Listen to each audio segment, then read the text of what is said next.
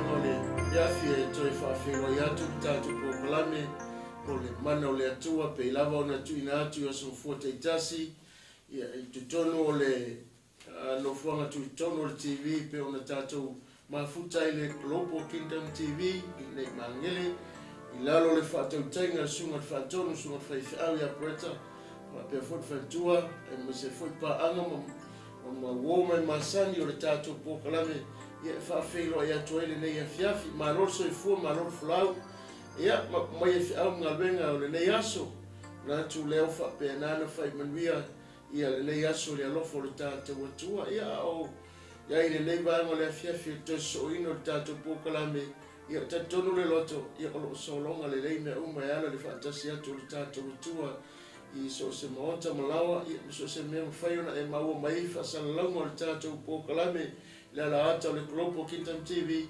ia whapea nāna so tau au i lo fina ngalo i tulanga le tu faleanga ia maua se malosi anga a o whapea nāna molmoli atu le upu o le tala le lei o le tātou atua ia a lava le nei soifuanga o tātou iai pa talo whatu pa anga o le tātou TV lungo o le Facebook a me se foi le YouTube channel ia fa malo soifua fa felo atu o tau le swafo Yesu Keriso ma lo lava le unsai ma lo talo ma lo fo ele tapu ai mai ia lava le atua fa muli le atua le nei afiafi fa felo atu i tātou ainga uma lava i le swafa manu malo Yesu Keriso.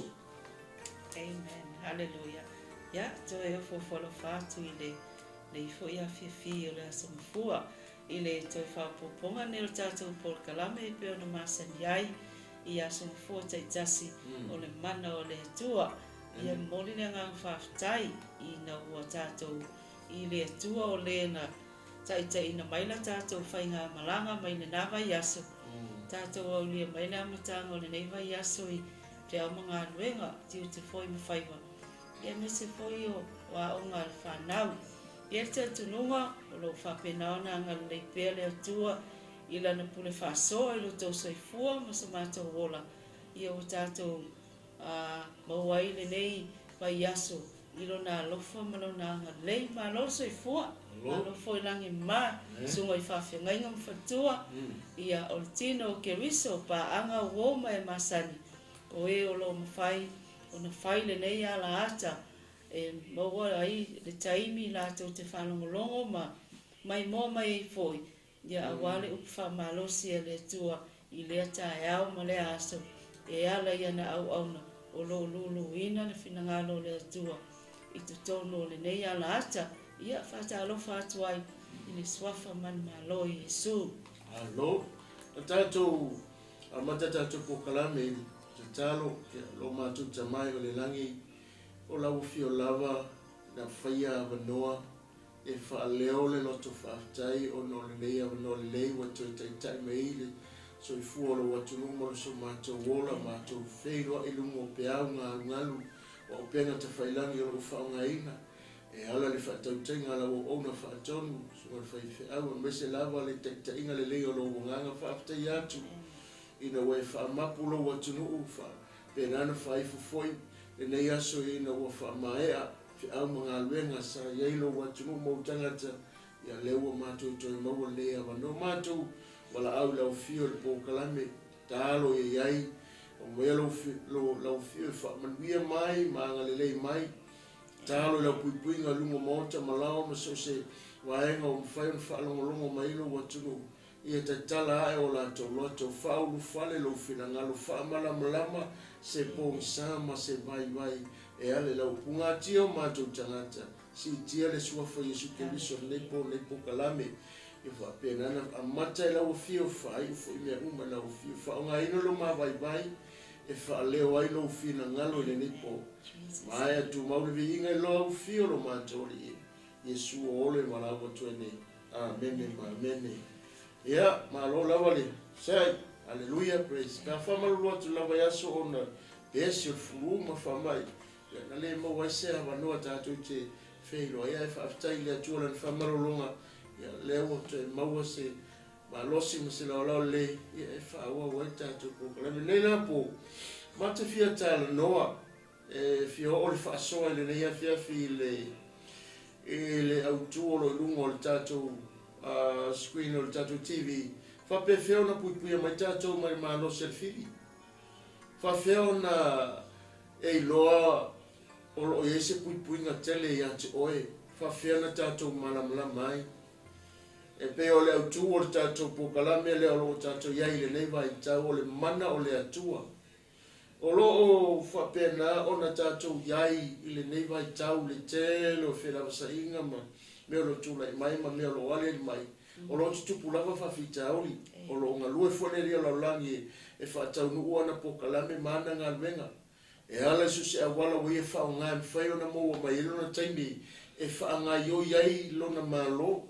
Ma lona fo i whaalinga me umalo whapena ona tusi e le tusi IOANE. E le asi mea na sawai, na sawai ngoi whasi whaumutia. O le lava lala ato tiro lava ma tātou manta ai. Ia a o le tūlanga ma le whaapena, ma le tātou tatonunga ma le tātou whaatuatuanga i le atua.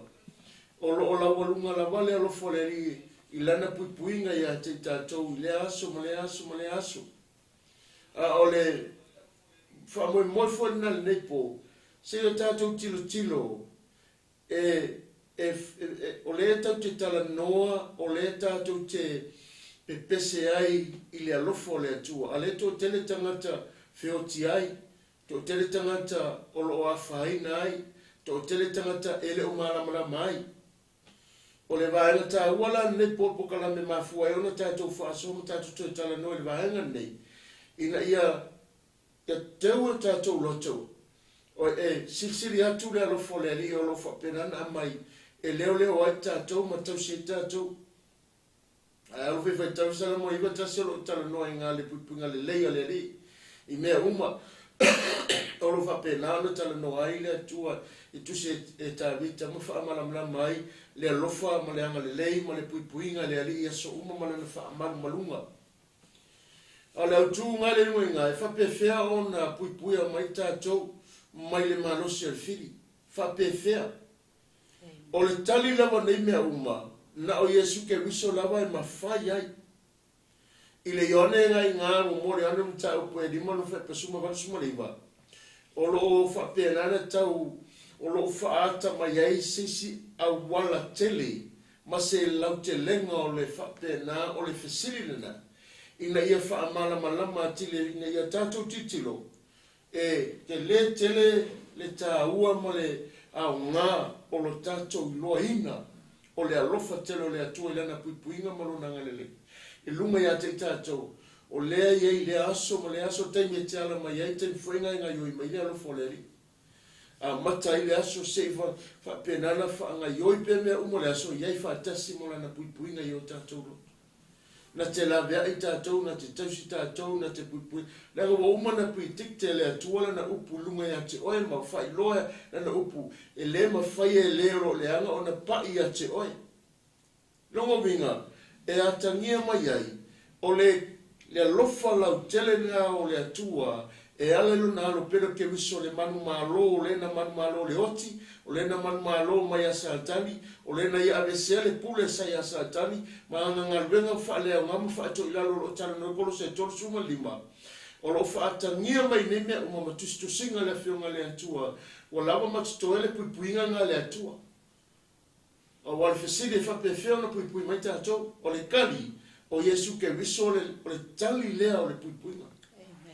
E lava matutoe le na, o lona mana, o lona suafa, o lona toto, o lona mamanu, o lava matutoe na e puipui mai tātou. A whisili le atu le mai. La mea ringa a fia te tangata. Amen. Laga ko wole upo le atua pe e wapanga mai ei, matali le lei ei, ia le whisili le whiawhin lei, i le momole anu tāpua ni mwhepe suwa suiwa. O tātou i loa, e le angasanga se tasi o e whanau mai le tua.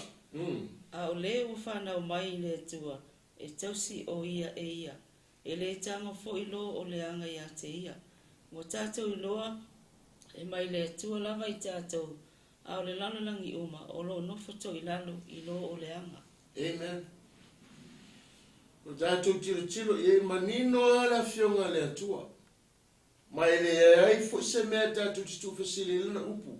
O lo manino le leile whata o tonga ele atua lana upu ilunga o ana folanga tu mau, mana folanga whawa ele mawhai e se mea o na se suia lana whetalenga. Ele mawhai fo se isi na ia ave sea pia sui. Lana upu na whetalai ei o lana lea whawa mautu ele mawhai e se isi na suia. Aleluia. Whai mai o lea o whanau mai whapena o na le mawhai e le ro leanga. O le whaalinga ma le whaalau telenga. O le talii po le aro le atua o Yesu ke viso. O ia le na whaia le whaitotoa tele matatala le whaalinga tele ma le whaitotoa lea.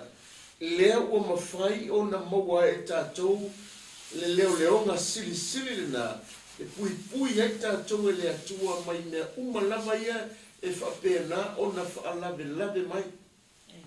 Mai e whapena o na whai ma tātou fili. Whai mo tātou whaalawe ro soifua. O lo whai ma mea ro whapena na fefe iai. Lara wholeanga lei maa fua o na tele istanga te awhia i mai. Ma ngā ruenga leanga te moni ma lātou awhia i mei. Langa e leo malama le puipuinga ro tātou atua. A whai e leo le lei ma leo mautu pea o e tātou i le vaenga nea. Koe siaki pe tātou le awhionga le atua. Lua, o lo matala pesa whaitotoa. O le whaitotoa na, o lo mawhai e le ngangaleanga po mawhai e i mea o le olanga nei ma mea umolo tutupu le langi nei. O na oso whaia tātou, ma a fia ero tātou soifua mo le ola. I ngā ruenga te moni ma whapena, o na mama e nisi, ma a fia e nisi. E vai e te mine i kero ke siano. E fia manuia, a laere ma whaina tu e sea mea le tino le o lai. Tai se tala whata i tai whaatalata whawhaingofia o na e po e a maile winga le po kalame nepo. Faapefea o na puipuia mai tātou. Na o Yesu wale te tali o le mene. E na e whaalongo le upuna whaitawina na whiawhi nei. Whai mai le whai upuna e suma i walu. I le tusile en tātou whaitau. Ma le whai upuna e suma le iwa. O lo whapena na tala noa. Wa lava matutoia. O tātou i loa e le angasala se tasi o e whanau mai le tua. A o le whanau mai le tua e tausi o ia e ia. I le tango foi lo e le anga ia te ia. O tātou i loa e mai le tua lava i tātou. A o le lalo langi uma o lo o nofo to i lalo i lo o le anga. Amen. Amen. Praise God. O le nofo to i lalo langi uma i le o le anga. A o le tangata o talia Yesu. O le o whapena na talia Yesu e whai malima whaola. Le o whanau mai le atua. Wa lātou li liu whaola ina matalia le alio le ola. O le a foi tala no ele upu le pole nei. O le o whanau mai le atua. E le mawhai le o le anga ona ia pai ai. O le si whamauninga le mena. O lo tala no ele romam tau pe wat. Tolu lima e o le tolu walu. E le mawhai e se mea ona vesea mai tātou mai i a ao a lofo alo tātou atua. Ele mwhai le oti le mwhai e le malosi le mwhai le iola langi le mwhai e se mea. Ona ia vesea mai tātou ma le mena. Aisa. Wa umana whatu langa matawa vai ma wha pēnana whata oto le pokalame le atua o lana puipuinga na i le tangata wa whanau fowina. E le pa iai le ro leanga. E le pa iai le tangata ro whai mawhiri. E le pa iai e le whai fwoi o na ana ngai mai le ro whalawi lawi. Ma whapena o na whai tātou. Leanga le isanga ia e te tātou ina ua. Whapena na tausi tātou e le atua. Le mea le renga whapena o na awhia le tangata. Awhia i mai, awhia i ngā ruenga leanga le whiri ma tupu ai. Mea tutele o soifuanga o loa ngai ai. Ma safai. Ona o whatotoa lo matala ma ngai atu ai. Nganga leanga e whaala me labe le soifua ma leo. Pea whai o le wha matala le tuspa ia. Whai pasuma ni ba. O lo ona whatoa i lalo langi. I le ali o le lalorangi nei. A o la tōku whanau mai. Longo winga o le whai loma i. E te lea le sengo mei e lua. O lo o tania fuela i. O lo o te le e lo o iai le puipuinga mana le atua i lunga o le vaenga o lo tala no iai. e ala le alofa tu no le ria te oe ma. Amen. E mo se tanga tolo fa pena na fa sa wa le mo to ita fili sa no le fili ia na nga wenga so i tangata nei ai a oro e la to o iai le mana man mamalu la to fa pena na fa na fo wina i le ni fa mene tale tu spa ia e le pa iai e le o iai a tau fa la talata sina fa matalanga tau momoli ai le fe au le po nei na i lole le ki a porpena lo sa tani ina ua vaai a iopu i le lalolangi le nei e sausa tani ma tiro pe a iopu o tangata ina mawaa le loto i le atua anga le anu la sa tani i lunga fufunga mo le mamalu le atua ma faatanga mai le atua le mena e le mawhai a ki a polunga kangua e le mawhai lawa sa tani o nga kangu le mena. Amen. O ila pe tau mau mai le vaenga lata leo le tatou pukalame whaingo whiana mawatari ma e iloa ai o le ua whanau mai le atua e le mawhai lero le anga o na pai ai na e ilolo la ia o le puipuinga na o le tali la le mele e whamai faapefea o na puipui me tatou o le tali o Yesu Keriso o le tali le mena. Amen. Ai Yesu ilo soifua maro ola faapena o na onti le tangata tua ua le toe ola le olanga tuai le saiai a ua whanau fōwina i tātou le me mōmole le fia whaamanamrama o na maua le tātou e mawhai o na e whapea mai i o le a laike soifua mai o na pea a whapea reke whaolaina ma tupu pea wa e tali e sufi marima whaola le tele ia ewe solo o ola o whapea na a fia inga runga le riola le kosia ki pea mena longo winga ele ola la fionga le atua ele o soifua foi o soifuanga ele ola foi tatou ile soifua ke rusa pe ona fe mai ia fa pena na ola ke rusa pe tala na apostolo e ola ile mafofo e ola ile roto. Amen. Amen.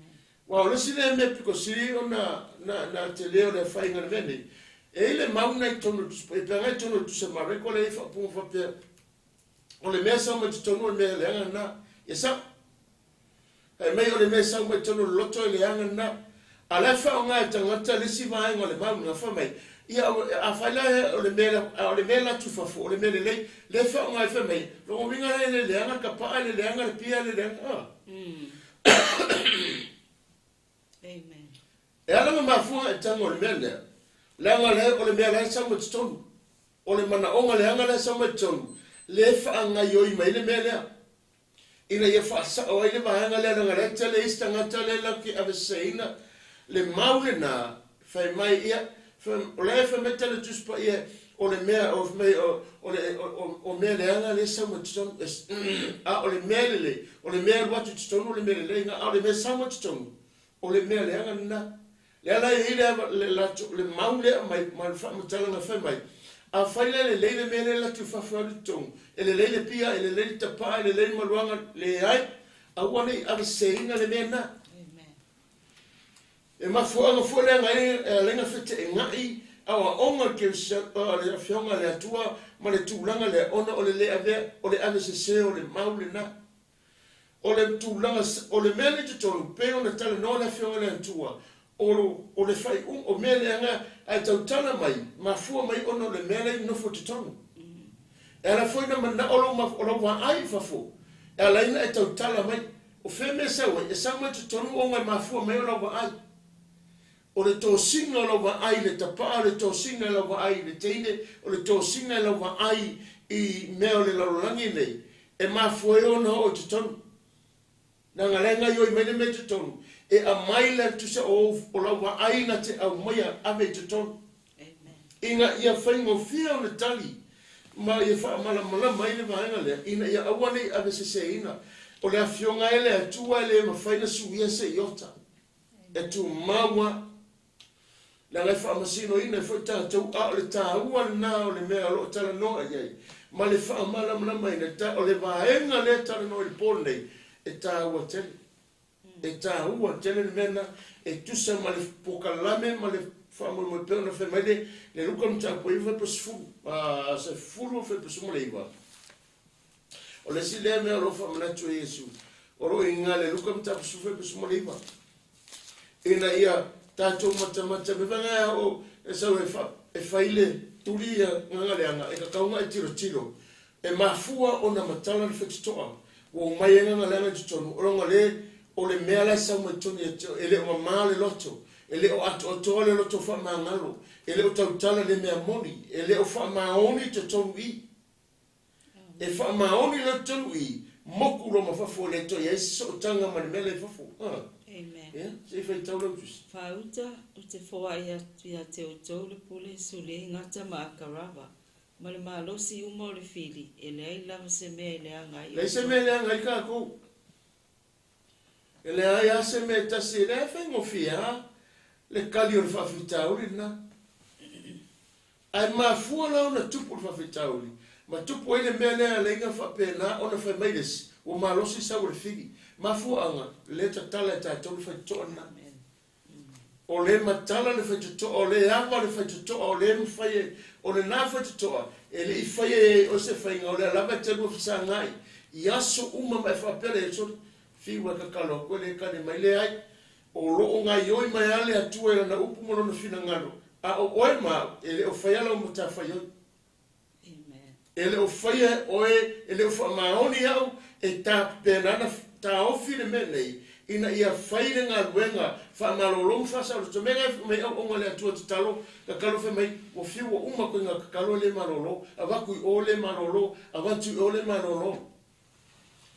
ole upu atu spaya ele se mai na foi foi ya Yesu ole mana lamba le na fa nga ke wiso le tami le lamba fa pena na tau ave o nga le atua o le la so nei a faina le malolo ele ole au na le fa fitauli ele ole mana le fa fitali o ya fa fitauli tu le mei ma fo anga sia ele o tonu le loto o ele o sa ole mele fa ele o la fo ele mi tonu le atua ele o fa se faina o le faia o le faina le pena fa no mo le ele tu se luka no mta su fo mo le va ele fa pena na fa sa loto meta to mai me le anga uma longo mina ele ya se me ele o tala noa I se mea afa ele o fai mai na o se vahenga e malolo ai o lo tala no o mea uma mafo sea o le ngā ruenga le na fai po le tongi ora le na fai a to atoa ya I se mea fa pena na le yoi a to atoa completely le ngā ruenga fa o le tanga man maliu ke viso sa fai wa uma mai o tau o le asa se me koe fa popo epe e toi tu o sisi me lunga le wa lava man sto na o si o ngai mai o ka ke pole o ti tiro ye a woni ave ele fa longo ia focus peta to le upo lo wa o tato ina ia mala na fa mo feel tato fa ia fa ngale fa mo feel talo le mai malolo ina wa fa ia tato le ngala ona mo lo le tan fa pefea on fa pefea ona fa pefea ona puipuia mai tatou mai le malosi le fili o le kali o Iesu ke masuta Amen. Hallelujah. O tatou iai pea I le amatanga o tatou pokalame I pea masaniai vai aso taitasi au I sirisila ane foi I le autu lava o le nei pokalame o le mana o le atua fatasi ai ma le manatu autu o le nei afiafi o lo faapea e faapefea ona puipuia I tatou mai le malosi o le fili o le au mama le autu o le nei pokalame o le tatou iloa mo loutou silafia o au wala ma vaenga ese o lo faapena ona afia ai o tatou tangata e le ngata I tangata e le faolaina e le Italia Iesu ai mese foi o le tele o le au Kerusiano o lo faapena ona faavaivai ai I ngā luenga ai ale ali laulang ona iai tantununga o isi tangata e le oto iai nganga leanga laulangi nei e le ai fo ini te moni man ina ne iai se manatu po le alava le mea lene tala no so o inei vaenga pe tai ia tatou I loa ma malama e lua malo o lo faapena ona iai le taimile nei o le malo le atua ma le malo le poliuli o le malo la o le atua o le lava e tau alanga le fina ngalo le atua I le tai au ma le po I le ala ata ma le ala leo social media o le ai se vai panoa le lalolangi le nei, e le o ia i le upo le atua. A o le malo le ti apolo, o le malo le sili o le whainta, o ngai le wa ai e tatou mata. O le anganga fo i lama le autua o le porkalame, e pe o na iai asa mafua taitasi. O le wha manatu iai tatou areas taitasi, po vaenga taitasi, e wha pe naona tatou nofo tā pena iai, mo lo tau sila fia. Ai mai se fo i tatou uma, ua whapena o na sila fia mai loa le fina ngalo le atua. Ina ia e loa, awa aina i tuu iei se avanoa, ona o le tatou te iai le whainga malanga, o le tāpena ina o tatou, ma le whamama ina o le kalesia le atua, ona o tatou iai i vai taimi muni muni, ma aso muni muni, o le polkalami le atua. Whamai le whapalangi o le tatou au tu, how can I be protected from the demonic powers? E faapefea ona, puipuia tatou ma le malosi, o le fili whamai, how? E faapefea, o na puipuia tatou, whamai leo manatu mua mua.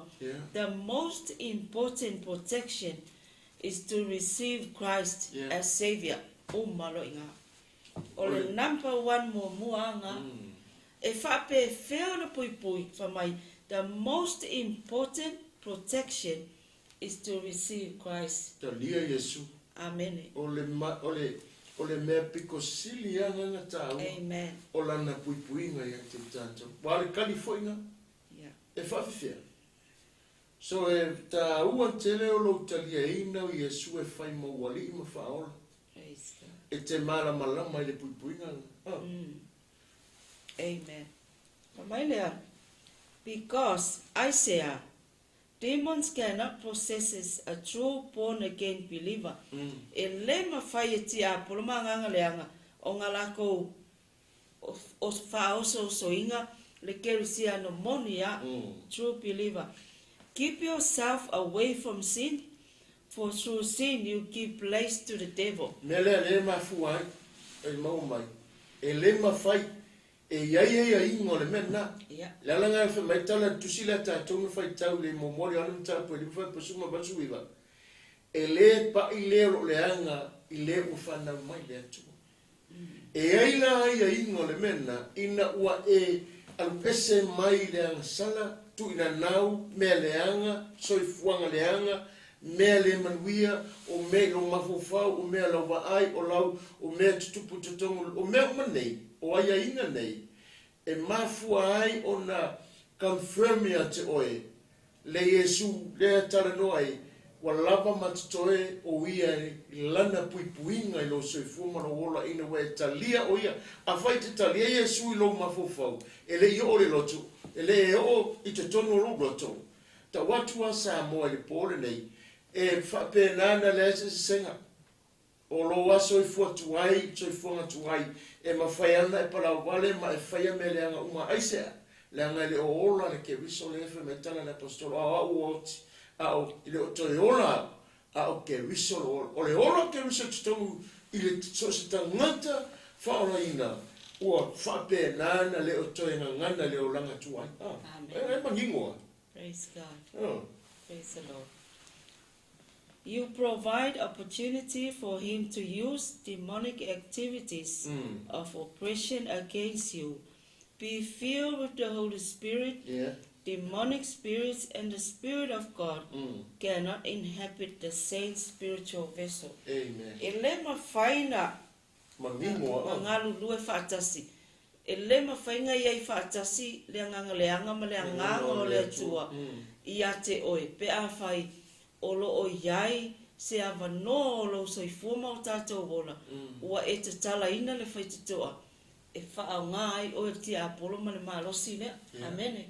E le mawhai. E le mawhai. Leo e whaalogo sa moa le pone i le vanga mua na. O lou o aia inga e te mawhai ai ma e whaamautua atili ai. Le puipuinga ma whaamaunia ai e matautia e lava matatoe le mana o ke riso lea te tautana ma e mori mau ma e whaamemelo i ai. Na te lawe ai oi. O ia inga la ia pele whalongo mai nei ia whiawhio tau mori atu ina ia whata oto ai lea la fua le leima wha mau whai longa ili wha vai le leim lea ina ia awa ele ma whai na nofo le whio le nganga o le i tonu ia te oe ai toi wha vanoe oe lo roto i le nganga le anga na te wha pēna na wha atino e ai ia whitenga inga peo le tala la apostolo polo i le Roma e van e te atu le tino e te whitenga i le tino ma le nganga e le mana o mia i le nganga se mea fitoe whaapena na sui tūlanga pe a fio o ia e titonu tanga. Ai a fio na nganga o le lia e te mana o fo e titoe a apatu i le nganga o le lia laulangi. O i ngala ma o se fitenga inga lea tala noa i le pole nei. Ma mawai se a inga o le mea nei. Leanga e le mawhai e le nganga o le atua na tu mau titonu si tangata ai e whai mai whaolaina. A olona soifuanga a to o mea le tino na te whaongaina. Amen. E tautala i mea tino wha mawalunga, e tautala wha sausili, e tautala longoloto wha ole ole, e tautala i mea pepelo, e tautala le le wha maoli, e tautala i mea le tonu, e tautala i mea le anga, e tautala luna mawhawhau. E le mawhaila le nganga o le atua o na nofo pete tonu, na fio pete tonu, pe a whanongolongo, o le e se lava le mea lo o wha pēna, o na nga iai lo soifuanga. Ai a whalongo la nganga leanga, e le mawhai, e le ngutu leo na tautala mai, se mea leanga na o le upula mo le atua ma le ami o tonu o le alii, e tautala mai ai, whai mai lo tala, whai mai e le mawhai e se mea o na ia te suia, e le mawhai e fo e lero leanga o na pa ia te oe. Amen. Leanga o le o whanau mai, ifea. Ua whanau fo wina i tātou i lalo le toto tama i māmoe, e alo le tātou talia ino Yesu e whai mali wha, ua whamama ino tātou mawafo peo talanga e tusa Romei mtapu sumalua, whamama ino tātou mawafo, ua suio tātou ale tu, ua whapenana, whasio tio tātou tangata tuai. Amen. Amen. Tātou, toi fo e le kekia i le au tū, i le tā ua o le fesili. E faapefea ona puipuia tatou ma le malosi. How can I protect it from demonic powers? Amen. Mana tua. The mana of God versus the mana of demons. O malosi anga ia.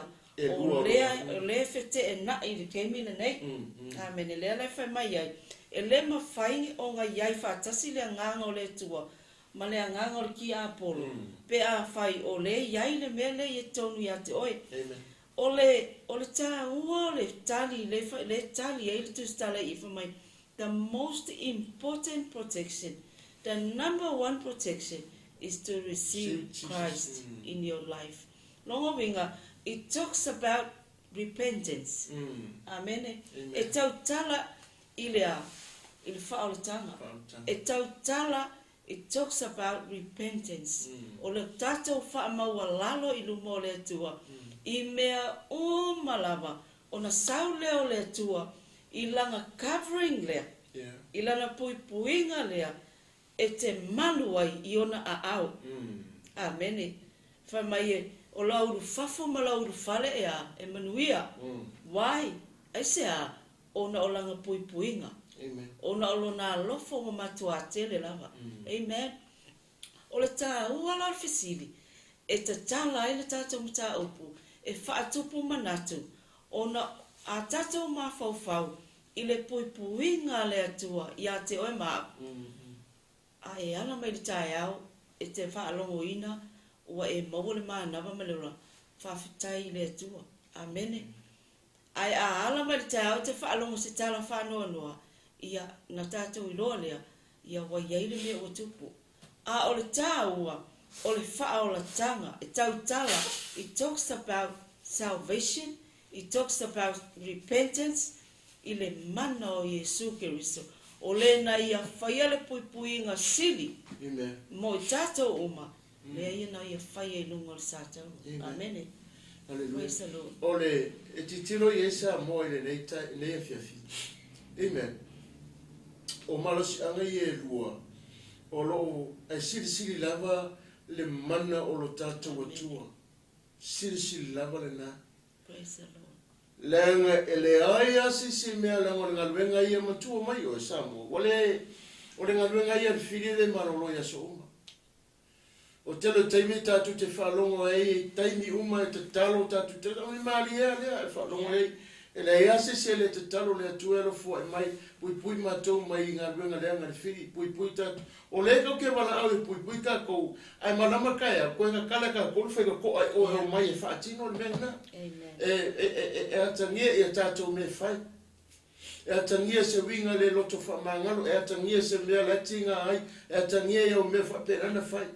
Na sauna na nganga o le atua, o le loa e ia po whea tonu le mea lenga manga o mai e. Na mana o fo e whaperana sauna nga puipuinga, a e fio mai fo ia, kukui. A le whai lawa le mea leka ke loko ia. Sauna mana nganga leanga, whatau ngā le tangata. Amen. Na whapere e o fio e whale whamarolonga. Amen. O fio whare te talo.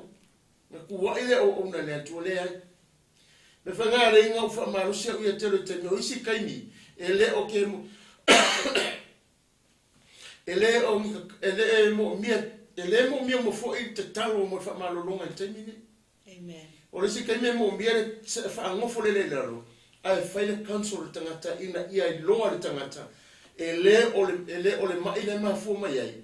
E le ngai mawhainga pretense o le mai. A o kukongu le loko le mele ka kaunga o iai tala noa. E ka kaunga vange mai tutono le loto le ile upo le atua. Ina ia whaamatala tai tasi le tūlanga le iai. O na wale siale mea fule tupu ele lo fwe o whainga menga. Risi tai me whapenana na unalo whainga ronga te talo le mea nei. Wa i to o le matawhaio ia. O le matata ia e kaunga whai e whare te talo. O le si mea tango whai langa ma whainga sauma le nganga pepelo. Na whapea le pretense mai lai mai. A le vaenga tā ua lea. A le mo mea tatou. Le counseling. O le si le vaenga tā ua mele ka o dilimas. O le council respond to dilimas. Ma whai ona tatou whaasa o loto matangata. Pe a tatou wha nofo le leilalu. Ai council e upo le atua. Tala noi e upo le atua. O le upu la le tala noai. Whai mali tala i saia. E le fo e fua mai la upu. E whai a fo le mea finanga loai. O le taimea lulu hele upo le atua tutongo le tangata lea. E whapena o na mātala tala i le mana leo le nganga o le atua le tutongo. O le anga yoi mai. Whai ngō fia e rola i. Le ala inga mafua na laualunga le autu le pone. O le mea numera tasi le Samoa. E whapena na tali e whisiringa. O lo talia ino Yesu le loto wha maurau. Kananga Yesu le nga whai ma i le luka tapa suma tau alung pe whama lima. Whai mai kala Yesu la whasayo, haleluya, whate o tau wanga sala kalileia. Whapenga fo o tau a whai koke le whaama walalo fo. Pe a koke sala mo i mengi. E whapenga fo le unga o tau e o iai. Nongo minga e tā ua tali pe o mena na vea tutana noa tila. E ka ua kere le whaama walalo le tangata. I le mene. Amen. I le mene. Praise the Lord. Ai ki kero ngai Samoa lungo o penga tu whailangi kero kak Samoa le whai mai ua whapena nas lai whapela tō ngangai. Ai le ai. Ma kwai whao ngā le nganga ki ke le the spirit of rebellion. Ke le o le nganga tuli e se mai ke apolo le langi. Yeah. Lea lo nganga leo ko ngai yoi lunga le taimi nei lunga le larolangi a tō lungo penga tu whailangi. Le leo wala au soroi ia Samoa e se tupulanga na o le lofa. Ke roi mea linga maali e lo loto. Tere ringa ele ofolo uloto. Ai ua na whawhitai pe lo uloto ili atua. Na matua tala tu spa yelo fe mai. O na aso ngata e toi whapena na o mai e tupu te leila mi o leanga. Ele imana tunatu o le mele o iai. Eva aila le mele o iai. Ua makua i ua sa le saurungo tangata e whapena na whailo mai. O le keia kua o le saurungo o le a o le lauvavale o le mele. O oi mea tau a inga le tau mai runga le o saurungo. Whe me mafuma iai. Amen. Amen. Ua le ai o ia le whawai lea na whata oto mai. Ina ua le ai ke viso lea. E le ai se lo to wha maulalo. E le ai fo se me whanga ringa le vai le a venga. O mori ale fe au o tala le. Praise the Lord. Le ole au na le pōni nei, ma le tani fo i ngā le mitau. Mua le fe mei, o le mea numera tasi le na. Amen. Lua, e le mawhai o na yeile nganga o le atua te tomo tangata. Pe a whai e te whaatanga. A whai ke wala au le atua lofu sasanga mene a wino me lo wanganga tai au. Whaperana whaafou. E saulanga ngole fio menanga ngole li. Ala umo moe wala au fo o. E a oianga e a mama. Ole nolo le ngole atua pula me la whai. Praise the Lord. E toi a fio e se o ia mai ate oe. Ai sea. E le fia fio le atua se mea elea. E le fia fio le atua se loto e whapena ona le e le ava. E le whapena ona me whangaringa mo mia le lei. O le amairo tangata whapenga. E le mo ngese talo. Kanso le lea ma whaatonu. Ma awa o le upo le atua. Se ia ona, se ia poto ai. Amen. Amen. Te no e anga le poto le mafofau o le wi. Ma ia toi manatu le upu. Na le upu. Fa mai ele tele e me le fale ro tama. Te tau na toi manatu se mele lei. O le tau fo ina ta to da fainga lenga. O le upu le atua na te toi fa manatu le tangata. E a ona nofo le lei lalo. Amen. Wai ma fainga sa tangata mo le pasta mo le se io fia kalu mai se fa sa loto alwa ku marka kalu ko ya wala ia. E re se le mele no fo tuton. Amen. Ele o sa o loto le mele nga la la file mele te tonu la lo fa ma le mana o ngol te talo. Ai le o fa le mele te tonu. Ai a o le te me fa no fo la lo. E fa no fo le po le tua. Tala no fo le po le tua. Fa mai o le tala tu spaia. Ele fo I fu ala na upu. Ai fa fo le me fila na noi. E sa o loto fo le me te au ni te la. Amen. E fa mai tala I sa e o no tasi me o runga le nga le ri. Fa ua fo le tala le lei. Tu sa loto ye ono no tia tala ye fusi no tanga. Luka fa suma gol fa mai ufa pe na fa ta nuai le fa linga por perfectanga ne tu se ia. Ile upo le atua le na. Amen. E ta ua tele. Ta ua te no menga la te manga lo ma umo fatino te mi ele mo mia tele se te talo. E mo mia le upo le atua fa no fo le tanga te la lo. Se ina yo la e fia tele tanga tele me sa se fa ya ka kalo wa kama ina umalanga to fo ya le me kasi asia ele o ya le upu te tono. Amen. Ele o la fo le upu te tono. So e mo mia la le no fo le o la fionga le atua te tono.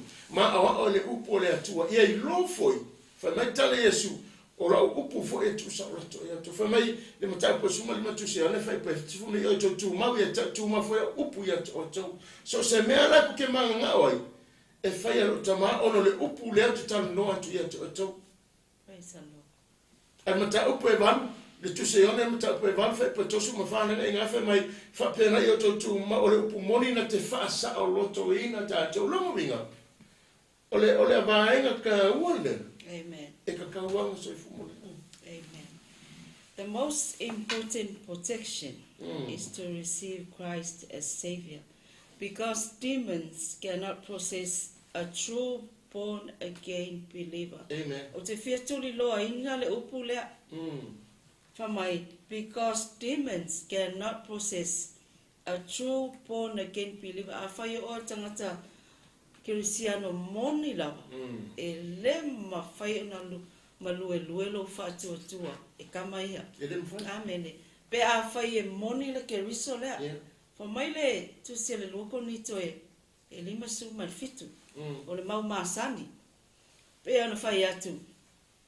The most important protection is all about salvation. Amen. Repentance from everything.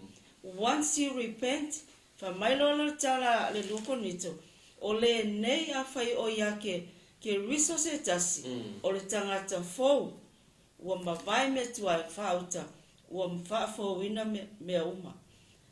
Therefore, if anyone is in Christ, the new creation has come. The old has gone, the new is here. E kau kala I le new, tau tala le upu. O te fia whaataua le upu lea o le fōu. The new creation is come. Amen. Amen. The old has gone, longa winga. O mea tuai uma o lo tātou ōlanga. Ka kaua ki lia ese. Ki lia ese a, ina ua nofo Yesu. Ina ua e ta lia le upu, oai le upu, o Yesu ke riso. So every time you walk there, te alu iso se mea, te alu I whainga luenga, you are carrying the upu, the word, o ai le upu, o Yesu Keriso.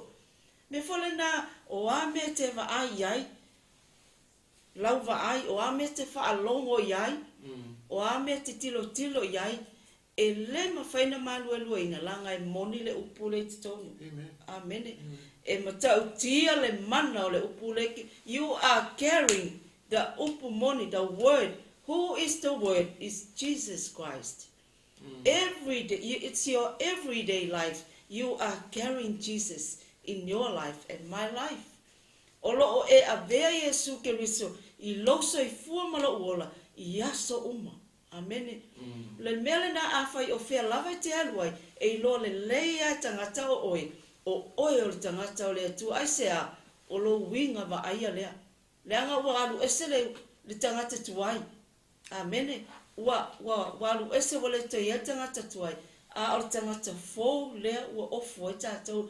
No winga, the most important question, protection, is Jesus Christ. O malo inga. Amen. Le ai longa se si mea.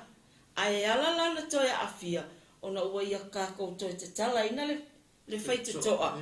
Amen. Ua tō sina aku le vaai. Ua tō sina le loto. I le mea le te vaai ai. Ua saulo oe whaatino. Ua ula tulo. Ua inu le pia. Ua toe alu ai le anganga le tutonu. Amen. Awa o nei ngaluenga uma. O ngaluenga uma ia le alia lalang. E tau mawhai e wha le anga le upumoni le wa ia oi. Amen. Praise the Lord. So, o le tā ua le nā. O le puipuia o tātou. E ala na malosi. Ona le puipuinga lea. Ona o le mana o le atua. E ala ia Yesu Keriso. Praise the Lord. O le mele fe mai tala al momori alam tapu e tau fe pe valure fe mai. O le mele wale na whaari mai lea lo le atua mai. O le whaere ngasala o te aporo mai lawa mai ole. O le whaere ngasala mai te aporo lawa i awa ua ngasala te aporo taru le matanga. O le mele wale na whaari mai lea lo le atua i nei wha mutia ia ngā ruenga. Ngā ruenga la nei le tala noa hai ma le tatu te whaasoi ei. Ma whapenana whasoani le fisili lana i atali ei. E le aia se sia me ilu matu pe tua mai. O lo tali e ina Yesu i lo loto fa ma walalo mo lo loto fa ma oni. E pole ale umi o le soifua lo o soifua ma mai le atua mo oe. E te tu mau apo a tele fa fita uli pole ale anga i mai o me le anga o le soifua nga nei. E tu mau lava lo te tonunga o le atua e fa penana ta itai a te oe. Langa ua ola ke wiso te toni a te oe. Le ngata ua ola ke wiso alo na upo lo fa penana ta itai na oi a so uma. Fa mai tala ta vita i sana mo sena su tese. Se la sui fai pa su tese fa o te teula ua fionga le uloto ina ne i o uanga sala ai. Amen. Ole vaenga sili na ma le sile vaenga e te tau o na tātou. Tā mau, ma loto tele ai, ma tātou tatong ai o tātou loto, e mafua ai, o na whaingofia o na tātou tala noa.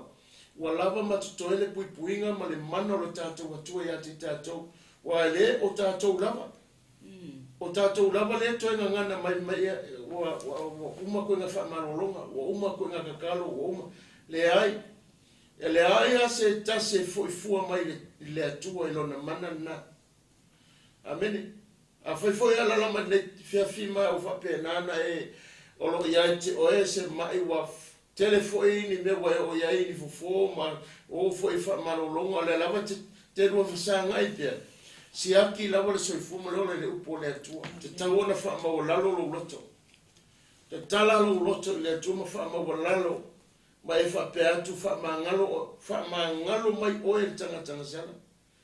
E ma e tala ne Jeremia no mta upo e ali mo fe polusu ma no fe mai wa ono o tātou wa mio leanga wa ba o ia ai mele leia mo tātou ono o tātou wa sana wa tāu fia ai wa tāu fia ai le atua mele lei tāu na tātou ia ale tale no isa ia di mai ma fe polu fe mai ono o tātou wa mio leanga wa fai ma ba pungi o tātou mo le atua wa le fai ona fa fonga wa le tali mai.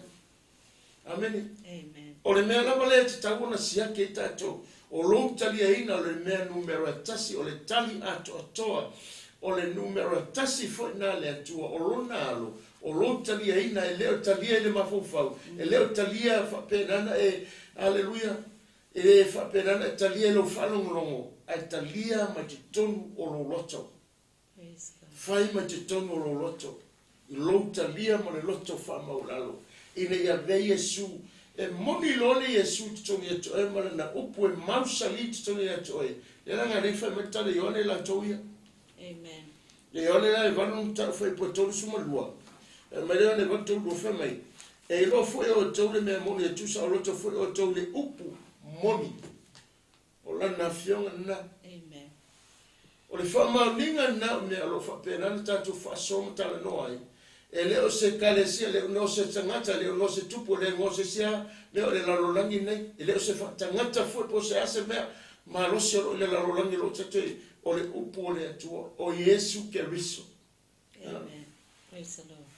O nisi o vaenga le lo tango I whaitau atu. E ono a fia o le whapena ona a fia I pia tātou I mai ngā luenga ala wali ia. Avoid an obsessive interest in demons. Ko ngā mea whainga le e ke fia I mea wha ke mongi. E ke fia wha mai. It is not wrong to study what God says about them or causes such as this, which are based on God's word. For me, e le angalo kango I whaitau leo po le tua. E winga I mea nei. Langa o ika ko ke malama atiri ai. O lo o upo le tua. E moni mai maua tangata. Mai lātou ngā awhia I ngā luenga nei. A ua lewa nei tutongo la fionga le tua. Se ora se kofa. A kikilo tono le fionga le tua. O lo ile lua kon ni tono no tau poe sutasi. Pea hei ngari ile lua kon tum tap sumutasi le punga la apostolo fe mai. Awane o tatou wofu wa satani wa foi na vea ma angelo le malamlama. Ai wa sa mo le fefele nei. Me nga le fe mai le pokalame le pole nei. E le o fasa ina le atua lo tatou fai tau lana upolo fa malamlama me mea. Ngai lolo tango e matamata I atati whanga lo wha matala mai e. E umai funga, wa whaasanga, wa esale me whaasanga I eila wa ai. Wa esale me nga e makamaka o maa ngai alo mako ai umai funga, wa fele lo whai ai esea. Wa whaahita o e le mea leanga le mea e te matamata ai. Amen. O lo whapenga, ai whai taua le upole atua, e le ti ngalo mafofau, e le fele lo mafofau, e le eise me tei, e te whano noi, ai te fia langa whaamala lamai oi, o le tusi e le atua lana upu, mai ala ke ese kau wharinga, o mea leanga umanga whaere ki Apollo, o anga ngā ruenga, o mea o awhie tangata, ma mea tupu tangata I ngā ruenga le whitu. Amen. Lea la karango ai. Kai pusu whanga. Sufa. E le se mea fo I lea e ofo ai, a wao satani lava, o li ua o ia e ia maangelo le malamalama. Io, o vai e. A ki kilo e pese, pe fitu pe malu ea, ia tustusinga le tono tuspaia lo whamatala, lai whai loma e tuspaia, lai whai lo le ngatenga, whamatala tuspaia o le afaluko, lai whai ngoa tuspaia whai mai o le leonga, whai mai peise leonga, o le si mea lai whai tusa mai o le manua, o lo whapena, e kele ni mea lo tustusi mai le whionga le atu e whamatala, e kia polo manga me whai. E seri atu lolo kama whai kau kusi mai kama whapenga, nga e makamaka ia kifanga, mai makamaka ilunga o mea lo whapena. O isi mea lo hawhia ilo ma whau. O le tele o le taimi e te whaalongolongo ai meo musika ia music. Rock music. O I lo whapena e te lo oi. O isi le mea lo whapena na matuanga lue ti a polo e whaleanga ia le mawhau ma le relationship o tangata I lolo la tau ngā tula tāpua I le atua o musika ia. Nera vai kamaga o ngā lue maru koe a ngā se uru ngā whau e se pārangi le laurangi. E rope ko rua ruele le apui ole.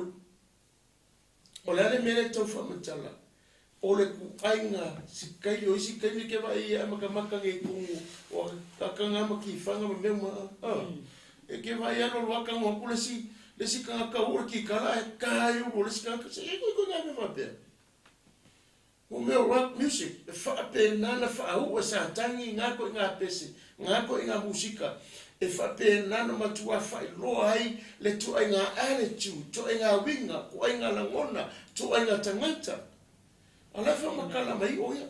E le ai ma se piitanga e whailoa mai se ngā tula whaale atua faakeusiano mai tonu ngako ngā musika whapenga. Amen. Amen. Amen. Whamaile, first whaiupuna.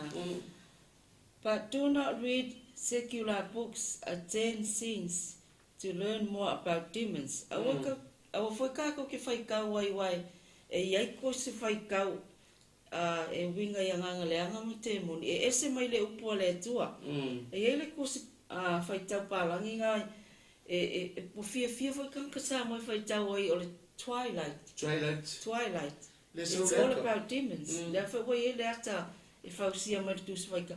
Wa so se aka lava e fausia mai ona o se tusi whaitau.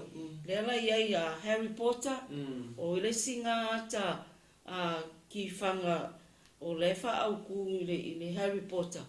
A ti tilo fo iai. Story e sau kongore. Mea kau nganga leanga. Whamai na. Twilight. Avoid any contact with the occult. Whamai, ia aua lawange iai se toka inga ma mea umaia. Amen. Do not consult witches, astrologers, horoscope, card, palm, or tea leaf readers. Koe ngā mea whaingane e ka umailo rumanga e ko mai pele ia le whaonga e ka ko fosa moi e su e ene ma. Amen. Do not serve false gods or allow idols to come into your home. Toto no me fitu. Se fitu mai. E lufulu lima. E o lufulu ono. Maria e fo natus. Ya, mai o tupua wata o lato otua Yesu sunu le afi. Awa te mana o le ario ma le auro o iai. Awa fo ia te ave ma oe nei mai lei ai oe. Awa o le mea inosia le Iova lo otua. Awa te avatu i lo fale se mea inosia. Nei fetu uina oe pe o le mea. Ia e matua ino iai. Ma ia matua inosia oe. Awa o le mea fetu uina la malea. Le tu ave a mose ave nu awangi wa aia mea te tonu Israel mo fale mo latu me no fuai. La ngai leise se na te whaaruaina le atua i lo lātou soifuanga malanga mai ma lo lātou maftanga lea. La nga ave le whiau le atua ia mose mo whailo iai. Awane iwa aia me whapea. O le whiau lawa le atasi na ave le atua i o langa le whai tangata leo tau ngā leo to iau ngā whenga tuai. Le ai, e le aia se mea utusi mai o whaaleanga. O le whiau lawa le na mai le whenga tuai. Le rawa tau ave Yesu le whenga fōu. Awane ia batua lo, awane ia maia, awane i whaatangaina. Ai ki kirunga i e le whaatunanga le mātai o tau wharinga, o mea lawa ia la tusi la. Lai whamanatu ai, o le whiau lawa ngai tasi. Awane i o tātou whai, awane e ali ei, awane e i fwai, awane e whaatinoa, awane e batu iai, awane e maia lo whale, awane te ula. Nanga mea whaamala iai, nanga ia isi atunu o iai la tō mea o lato tupua o tā e whai ma mea o, mea ka o black matches. Mea ngai whai malanto watua e ave whole le awhasio ke tangata, e ave tangata e mai le ia mai tangata, e ave i o ina e whapena o tō sina mai tangata. Mea ngai le whai e isi kangaka le karikongu le akua, e su e rako kai korua. E ave se me whole le ina e whai e se vai e whaali liu wai le mawofo o tangata masu e. E leo se mea tala whea ngai na mea la la whaasafo ngai le atua mea nei tonu o tātou whana. E le whaatangaina, mai le mo mia meia, langa o lava ma te toe le puipuinga, langa o le taime te toe te tala, e ki koe avele me le tonu, ua ke le fo i se avanoa e whapea nana ma tala le whetitoa, o nganga leanga e uru fale mai te tonu, le wa iai le puipuinga, wa iai le leo leonga, wa iai le alofo le atua e labea iai le whanau ma le ainga. Ai ako e waku ma mea nei e whai tono le whale. Amen. E watu ma nei mea to e whai tono le whale. O le ate lea ea ma lea whainga ne. O le ate lea ma lea whainga ne. Watu fō whai kongon whale, waku vai ruru kongon whale, waku ka ngā pea whai kongon whale. It is a lifestyle. Lea wa whai mai le mea ne, wha atele ai mea, ma wha akele e ma ngā ruenga ngā lea ngai wha pē nā, ona pisi ai le rofa tu no o le atua. Amen. Amen. E fa tupu pea I te tonu le to sa le o le atua I tangata I lana mea le fai. Amen. La ngai siri na whanau no le atua lo tatou wala o tu pui tatou malawe ka o ke mo mia le atua wha mo se la vei mai. Tupu e whala le atua wha mo se tausi mai wha mo wha mola ia sau fio mai le alofa le ri ma wha pena na pui koe fai fo. Koe fai fo. Amen. Amen. A watu lea mea tu tonu le whali. Sau mo lea koe ngā vai wha pena mai le vai lea ko sau ma o le vai ngā kai mai. O mana koe ngā vai ra sau mo lea mea sau mo lea mea sau mo lea. Ana mai whanau, awa nei watu lo whale se me inosia. Amen. Awa nei tau lo whale se me inosia. Awa nei te tāla lo whale se mea le wha pena o na whaatangaina e le atua stono lo whale. O le mea le manuia ma se mea inosia. E le lei ai, e le mawaise no fo le lei, e le mawaise mafutanga le lei, walava matutoe le puipuinga le atua ia te oe ma au lona alofa tunua. I lole toi a mai o menei, e ta tala ai le fai tuto e o mai ai me le anga tuto no fune. Amen. Wa o lau tala noa i le whiawhingi, le sile vaianga tā ua. O le te tala inga o le whai koko a whamai tala le atua awa. Awange I amaia, awange I ia, awange I avatua, awange I whatangaina, lona winga. O le awa ma le full stop ke lea, ai te tirongi e vai taimingei. Mea o le kerusiano, le si le vaianga le lau I le tala noa le whiawhini nei. Mea o le kerusiano, le siva mai me le TikTok. Amen. O lesi lea media vaenga o le social media ua makua I usa ia ke sa kangi leo kersiano I mea nge TikTok ia whamalolo atu I lau whafonga mai Samoa lea ngai o le whamanatu a ia leo whainga luenga ma le upu o le atua ina ia ka pungi whai titoa lea lea ngai o le tatalo ka kou le atua pui mai la ua ainga o fiufi mai lo whanau a waku le aonga e te talo I le ufitanga le manu le toto Yesu ai kakala ka kou whai to ai whai TikTok kongor whane Amen ngā ole le po ua le ma whainga mo moe ka maiki ua makua paso Yesu e polan me le mo moe ka mai Amen a leo le ngā foi e ki mai ale a kakau I le ao a tō ma le po e kilo a iai o le ua kakalo le atmosphere o le fafali. E ngā ioi ai mea ia, e lewa ai o kako marapa, spiritually, kako kei loa o a nganga mea nei. Mind you, e tātou te leo malama, a o loo whapenganga kakala I kako uri whaititoa lea, ua o mai I whafua nganga nei, ngā pēra o TV, mo moe le ainga, ka alolo makama ia I tangata le ainga.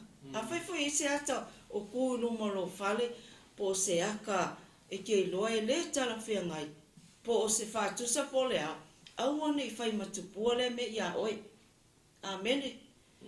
Awane I whai matupua, a ie loa, e le o se upo le au whai ngā ruenga, o le upo o le atua. Amen. Inga ia puipuia pia I tātou, mai le malosi o le fili lea. Ai alanga ngā awhia, ma whaafaina o tātou tangata, ona ua kako whai aku ia urufale maia. Tatala aku ia le whai tutoa urufale maia, fia mariki apolo, ai siva koe makako urufai ngā TikTok le. Amen. Me whanga e ke lore kako kusinga whai tau na matanga, I le ona whai punga sumo leiva. Nai lama e whapena ona susolo me lunga le whi au le tau mumure atu le pōne nei. O lo ono futo I lalo le lalangi, I le ali o le lalangi le nei. Amen. O mea umala ia le tauto lau atu ina ia whai ma se malama. O lai lava to I lalo ele te ro tangata whaapea ai o se mele lei lumo le atua malana sila mai. E le o se mea le lei vaenga mo iei. O le TikTok, o lasi lea la asanga le rolangi o anga pokalame le ufa o ngā ilmo le app lea. I lungo o penga te whailangi e whaapea nana tō singa o mai ele tele o tangata uma, o tangata matutua, o tangata whiololo, o tangata laiti, e o ai ka mai sponti. Wahalu a to I aile la tō whapenana whiawhianga, o whasili, o iai te tongu I ia le whina ngaro le atua mea, whailea ma se mea. o le si whanau noanga le mene, o telo ngai la ungo, e telo la ungo whai ewangia mangi tangata o le atua, leo whai wha TikTok mai kero is tangata ingo le mene. Ia, e leise mātou tala tele le mena, lo o iei, o lo si silafu fonga o le atua, i mana tua iei le aso le anga i mai. Mana tua lo anga i mai le aso le whapena, whai mai le tala e la apostolo e polo tu se konito, whai mai e tātu te tutu umai luma te to tasi luma le fino fuafa masino, e tali atu e tusa malana na whai.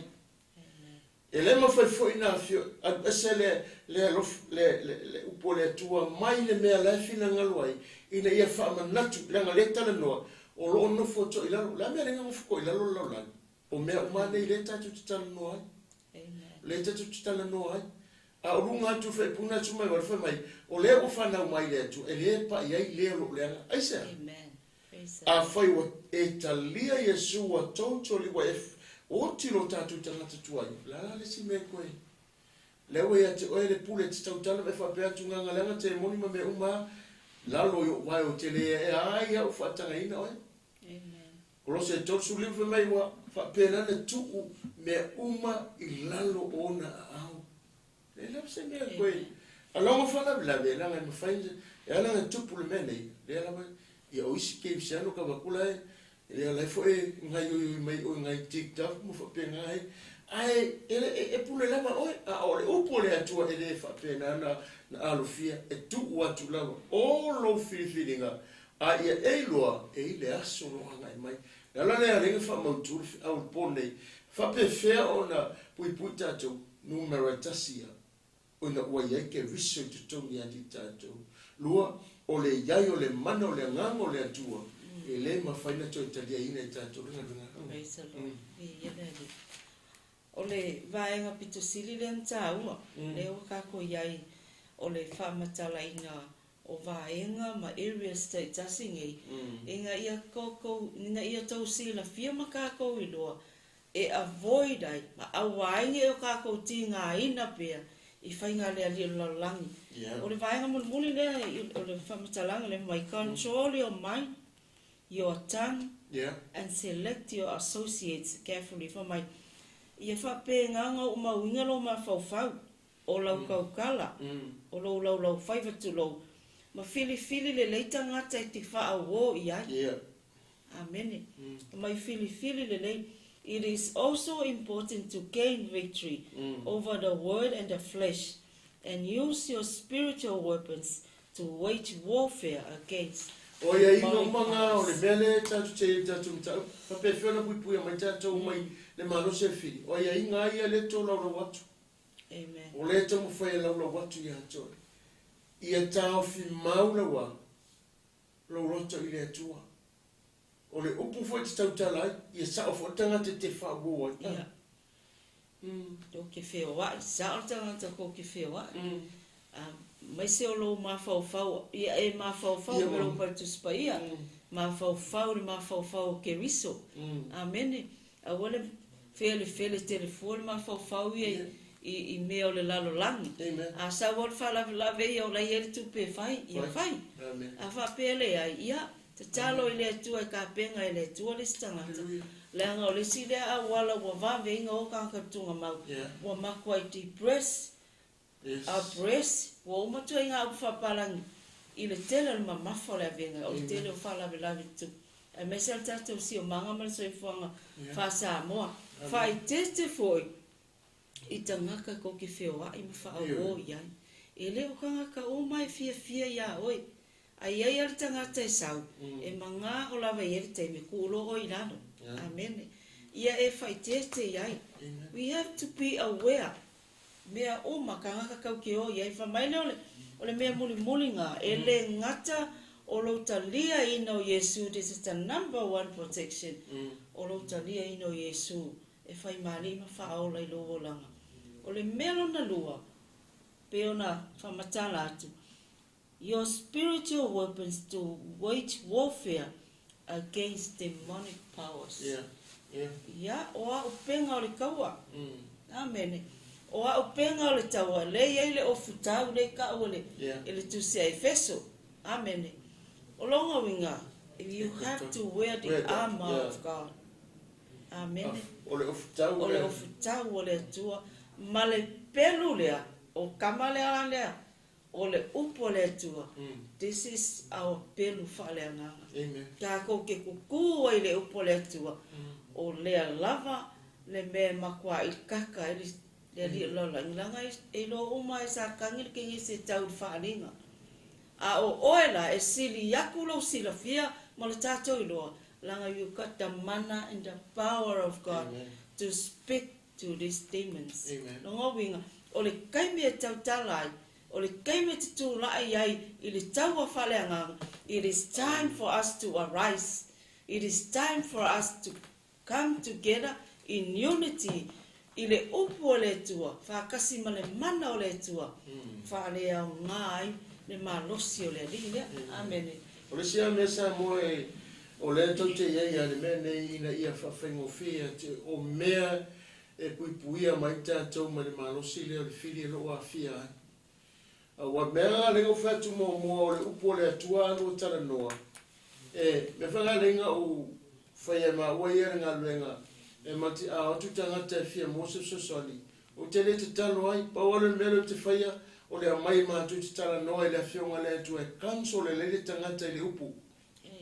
Tala noa ma mo le upu le atua langa tani uma o mai mana o whaile te talo ai le o tala noa mai te tonu le mele ma le mo mia.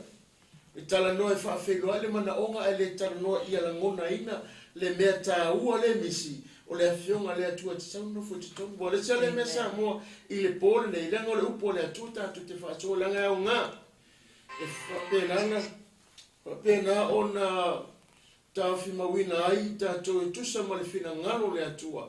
A bea ai ma whaamanianga. Le sia le mea sa moa pēna tupu tono le atunu nei. Ia matunu umaro o tātou mau ai.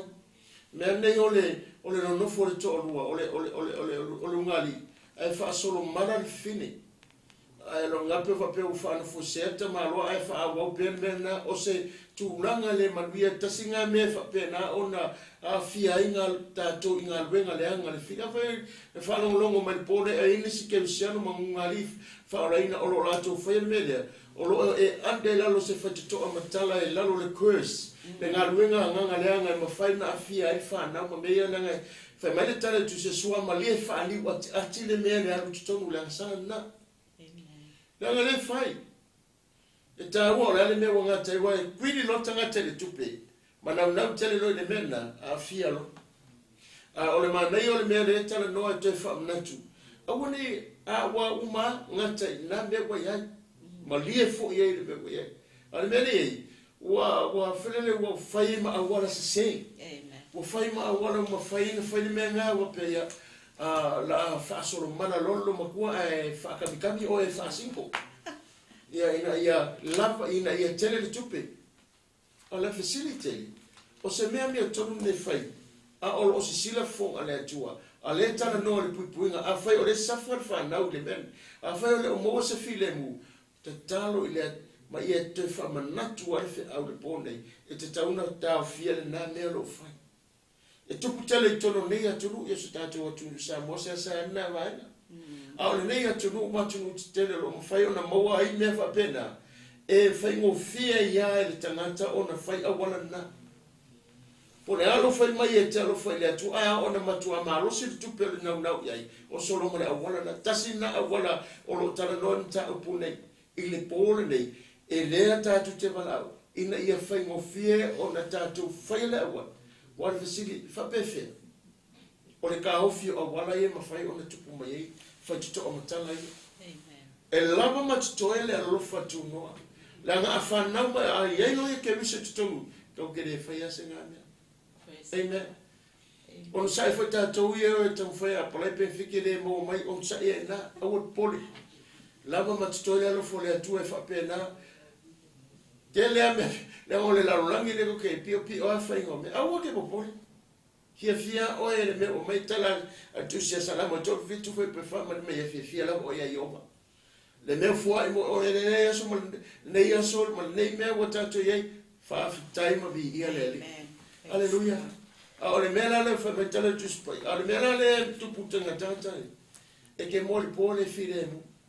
malama kai au ke oi te malama tai au faapea se mo mi se mele mo ele malia le loto ele satisfies le loto I mela tu le fale ele satisfies le manga onga le mela tu tono lo fale o me mo le tu tono fale pe se me vole nga fa ka mai ai le malia le loto na foisa like ele fe kole ka Praise the Lord. me te le fe tu tola na tata Amen. a ona na mutala le mena a ona le mo se me e fili mo lo tonga e lo la ele o no fo le la fionga le tu o le ele me le mo e ai fa la de la o le tele fe tu o matala e ao ona tapunia le fa tu o matala na Amen. e ao ona tapunia fe tu o matala hallelujah Praise the o Lord. lona na fina ngalo ma lona na loto na wo tatou tua malana bala au ina ia tatou loa ele ai se tase whano ia te ia. Amen. Amen. E whano ale tangata me tonu. Le tangata me langa iona ala. A le tangata me tonu. A le tangata me tonu. Ele ai se me tasi. E whano. Fe maritala ale salamo tolu wha. Iwa mo se fufu me eonge mele o ne tanoa. E whaamatala mai le nasa lamo. Le faulai o le alofanga le o le atua ia te oe ma o lana tausinga e lava matoi o lana puipuinga matua ato atoana le lei e o ne mele o na tanoa e se me le lei e matiti vai la tau e matita la la winga tala o lo matau le atua o le amatanga o me le lei o lo wola matau ma lo wola taritonu ma le ava I le atua ele ai se me tasi e faapea na faaumatia ai le alofo le atua o te talaina mo oe ma. Praise the Lord. Mai le nā taimi le nā aso e faapea na faasolo le lei atu. La whanga o ta fili sau ngore fili manga mea le fai. Faapea nga faakaalonga e vai telo taimi o na pokala mea le fai. Langa le te lele a wanoa le matala. La whanga le nga fasili faafea o ka fia mo se to manga. Fia mo se puipuinga. A le ma fanga tupu na mea langa la te tala e o fe to e esa le mea le te tau tala mai a esa le mea la e o lai e esa le mea le fai lumo tangata a esa fo le mea la tupu tu le mea no foi na o le atua la sila ane le mea na fanga le tala no po kala me le lava ma to le mana o le atua le na te fatu ma wina le mausali ma le atua to lo na lo fa e manu ya tanto Ia le atua. Praise the Lord.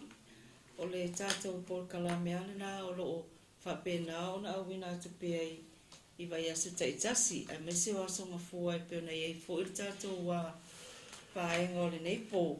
O le whamatala ina o le puipuinga le atua ia I tātou. Ina ia awainga ia ile malosi le o le fili mana tua foi. E whatoa alu ese ale puipuinga le atua. Ina ua e te tala ina le whaitutoa. E te whapena o na komita ele amsala pe whai e se mea e le tusa malona fina ngalo. O lona winga e pe o na tātou tala noa ma whaasoa fo i le nei afi.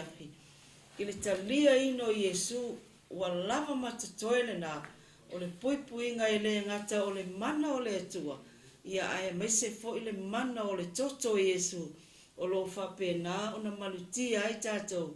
I le aso ma le tae au, o lo wala mai le tae au, o tātou na ngona ina le manava ola, o le mea lofa foa I fua ina le ale atua, o lana puipuinga le nā, o lo taita ina mai elo tau so I fua ma le tātou ola, e pei o na tau sila mai ma tātou, ma mātou tilo atu, I le whapena, I le anga le leima le lofa o le atua, I le matau tia o lana tau singa I tātou, a wale makau kia na o le atua, e le mawhai le lio lalang, o na osa whai ai o e pēa whai, e moni Iesu I o tātou wolang, ma tātou talitonu wha maoni ai. Amen. Amen. Praise God. O lai upuia mai le mta upule whaatuse Ioane se whaitau whai o e tātou pokalame le nepo. Whi mai, whai poe iwa ma le whepusfu, whi mai whamtalanga, o le mea lawa nei o ta o wha, Lia mai ele a lofa o le tātou atua ia te tātou ina ua awina mai e ia,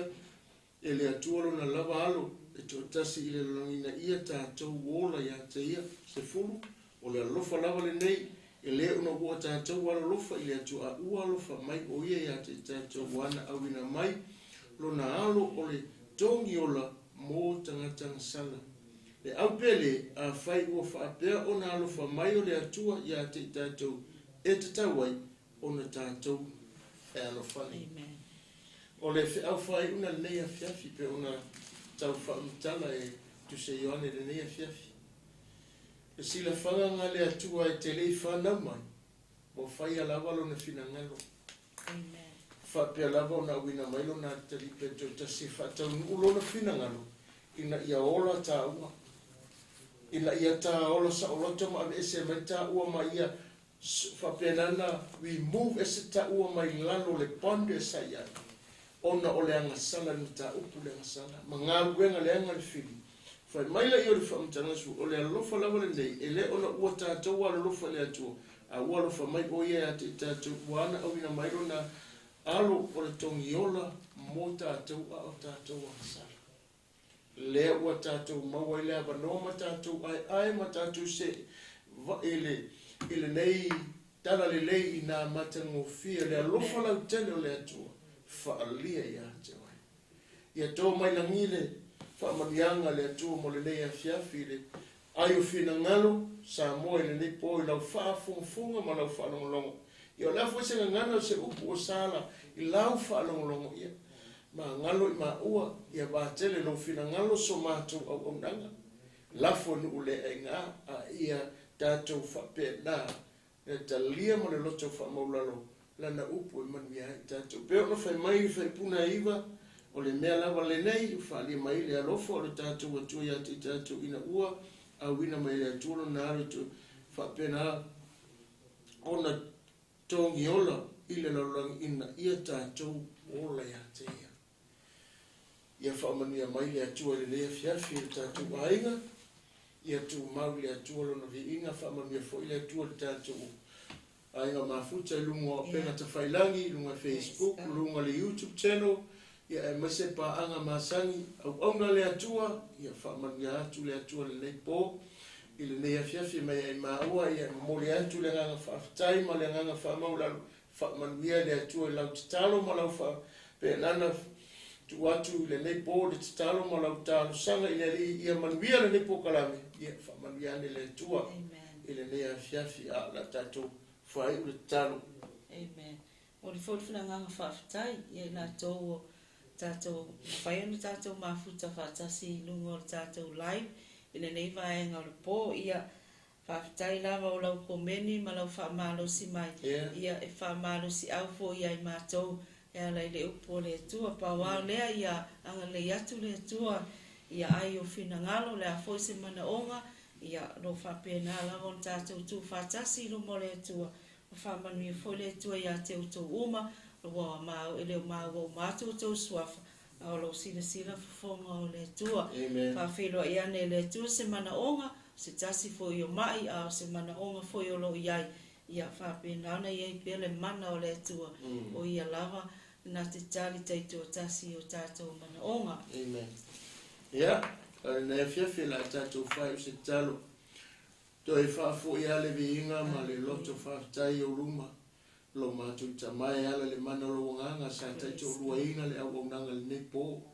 Awa lawa nei ai ma. Ua le afu i se ngana ma se au nanga o le atu atoa wha o lalo wha ngalo wha manuia lau fio i lau ona wha atonu lau le li ea ma se fulwhai tūmanu whai alo wha manuia whai paanga o le TV, o lo whapea nana lātou tap-tap wai matatalo mai lunga o le Facebook, ai mai se foi le YouTube channel, ma so se vaengo le ngau langi o lo lātou whapea nā una maua mai po kalame le TV, ia lau fio maanga le atu.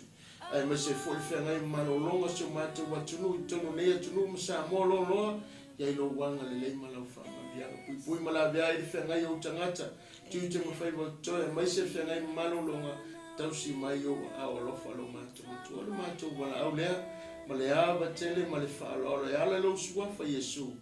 Amen e amen. Ia, whātou fōia, maluia le fiafi.